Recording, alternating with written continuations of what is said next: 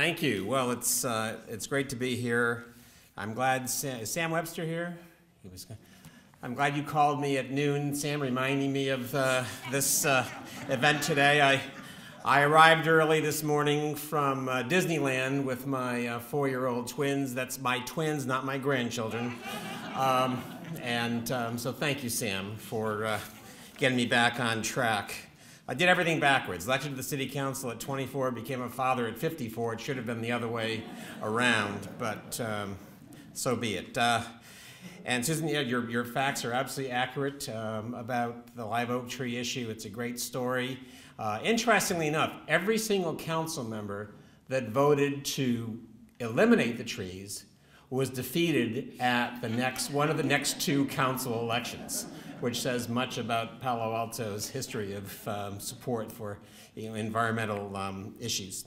I always like to start with when talking about Palo Alto and say, I mean, town of 60,000. I can't think of another city except for medieval Florence of 60,000 that is as remarkable as this community. And some people laugh at that. Obviously, Michelangelo, the Medicis, the Borgias. In many respects, when it comes to art and culture, have it over us. But in terms of technology, this really is the center of the world and has been for 100 years, and I think we should acknowledge that. I've been asked to talk about Palo Alto political history, and there is a chapter in the book about one of the most extraordinary elections in our history, but I do want to just provide a little context. We've had a remarkable political history ever since the battles over incorporation in 1894. And of course, then we had the live oak tree issue in 1914. We had the battles over Mayfield and Barron Park, annexation in the 20s. Of course, Barron Park annexation in the 20s, Barron Park annexation in the 40s, Doug Graham, Barron Park annexation in the 70s, finally successful. I don't know how many of you remember this, but perhaps the most heated election in the city's history was not the 67 recall election, but the 1943 Curb Your Dog ordinance measure that made it to the ballot. Very heated. Neighbors were not talking to each other as a result of that measure appearing on the ballot. But obviously the most, I think, interesting political history in our city was between 1951 and 1976. And it had much to do with the changing nature of the community. In 1950, this community was one of 25,000 and decided to establish a city manager form of government in that year, and there was a real premium on getting things done, getting things built and getting things done, addressing the opportunities for Stanford expansion with the research park, eventually the hospital and the shopping center. In the early 50s, all of these seemed like great ideas to the community. There was tremendous support for them. But ironically, many of the workers who came here, and some of you are in this room, as part of the so-called teacher-engineer generation of the 1950s, began to become concerned about the significant growth in the community and the fact that the council and the manager pretty much unilaterally decided what would happen here in terms of policy.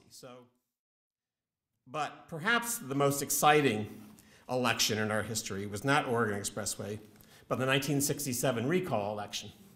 And we had a quirky recall law in Palo Alto. Many states, many cities will have, you have to put a measure on the ballot. Should so-and-so be recalled? And then you vote on that first, then you have an election to decide who's going to replace that person if the individual indeed is recalled. But in Palo Alto, all you needed to do at that time was to get, I think, 5 or 6% of the names of voters who voted in the last election. And that in and of itself forced a recall election. So the establishment in 1967, which obviously was still in control, decided this was the way to get rid of the residentialists, this emerging political force. So let me read a bit from Matt's great work here, chapter on the recall election. And so it was in Palo Alto, 1967, was the year in which long brewing tensions in local politics finally reached a boiling point. So the council was now divided 7-6, with the establishment holding a narrow one-seat advantage. Tempers flared.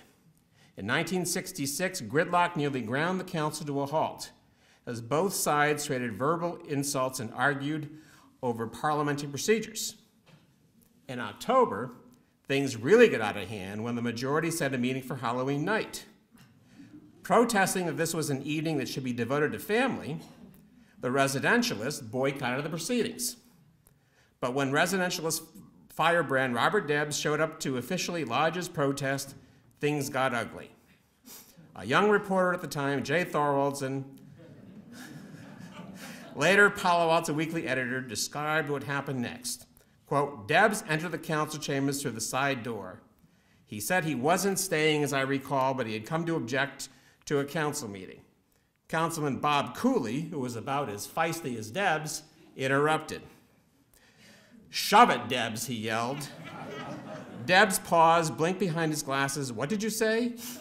I said, shove it. Cooley repeated slowly.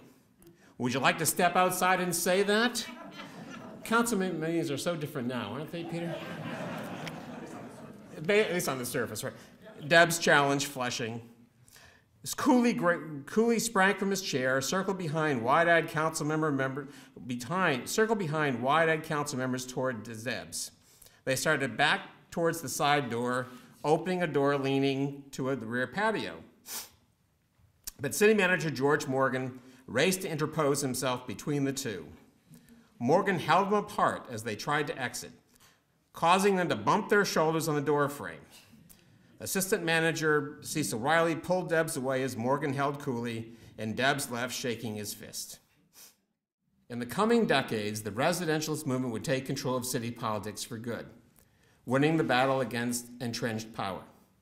But in 1967, as all hell broke loose in Palo Alto politics, it would be the establishment that would deliver a knockout blow. That's an amazing story, and as I said, I know a number of you lived through it. And the battles between the residentialists and establishment continued until the late 1970s, when we ushered in a period of peace and goodwill. Betsy Bechtel, Liz Niss, me and others came on the council.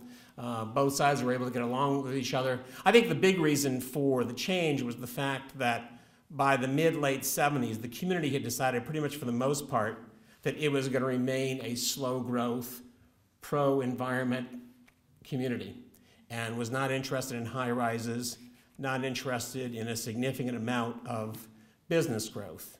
And I think that changed the dynamics completely. So it's a great story from Matt Bowling. I wish you were here. And buy the book. Thank you.